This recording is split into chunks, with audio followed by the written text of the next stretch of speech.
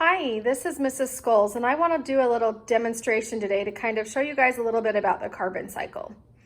Okay, so we're going to start by figuring out how many carbons need to go in each of these different storage areas. Okay, so I'm going to be using these little black beads to represent carbon. Okay, so here's just one little bead. Okay, now the atmosphere is one place where we can have carbon. In the atmosphere, carbon is carbon dioxide gas, and this is the gas that we breathe out.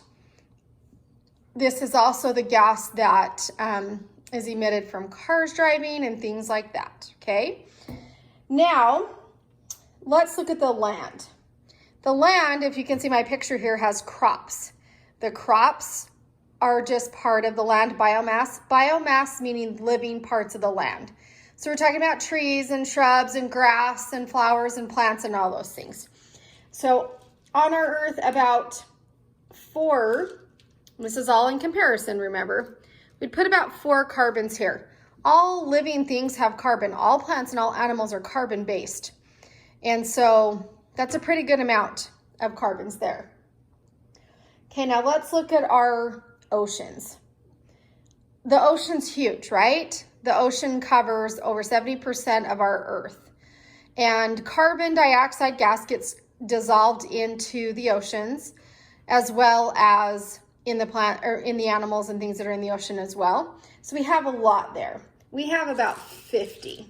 Now I'm not going to count these because I don't want to, but we'd have about 50 carbons in our ocean. So that's quite a bit. Okay, now let's talk about fossil fuels. Fossil fuels are coal, oil, and natural gas, and you guys learned about those this year already. Those were formed during the dinosaur time. So they were formed from decayed plants and animals that broke down over hundreds of thousands of years ago. And in our fossil fuels, we have about 7. 1, 2, 3. So there's 7. We'll put one more over here because we probably don't have 50. Okay, and last but not least is the rocks. Now, on the surface of our planet, we have a lot of ocean. We also have a lot of land, but underneath that ocean, we have even more rocks. Our rocks have 66,000. Now, I'm not going to dump these out on my table, and I know there's not even close to 66,000 in that box. But we'll just use that to represent the rocks. Okay, so I'm going to put it like this. So there's our rocks. Okay, now let's talk about how carbon gets from one place to the other. So in the atmosphere, I talked about how it is carbon dioxide gas. Does anybody know how it gets from the atmosphere to the land mass?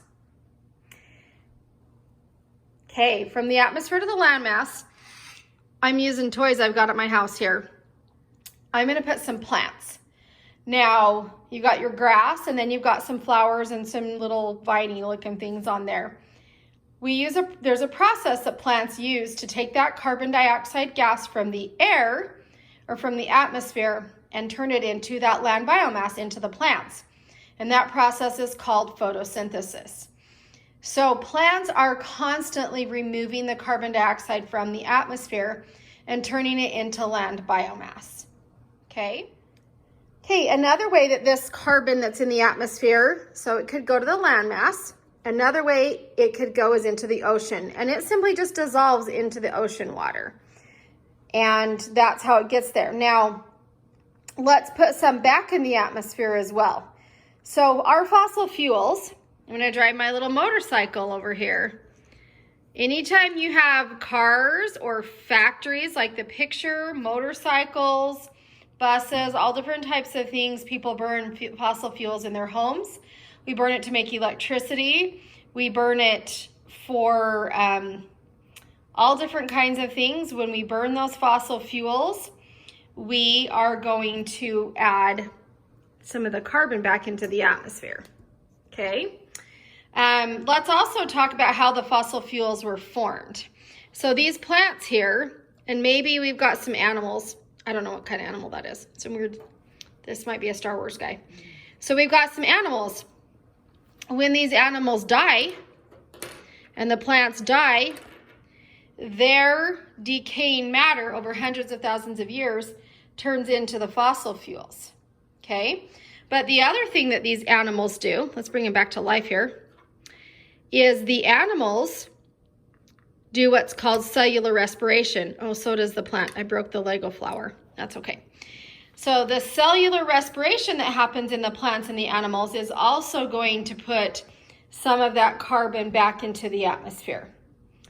Okay, now remember that this is a cycle. So all of these things are happening all the time and kind of all at once. We might be using the plants to take this out of the atmosphere and put it into the land biomass, or maybe the cellular respiration puts it back into the atmosphere.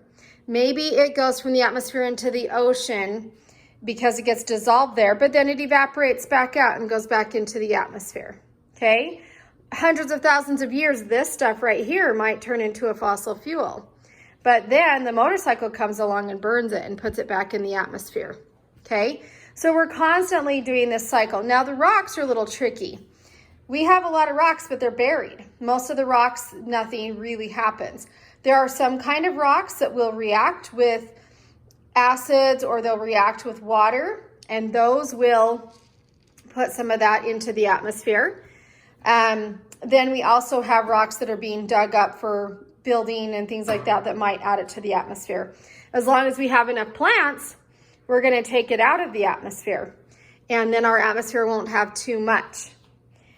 So one of the things that we want to make sure of is that we have a good balance with our carbon cycle. We want to make sure we have enough plants to keep just one in the atmosphere. I know that doesn't seem like very much to just have one, but that's all we need.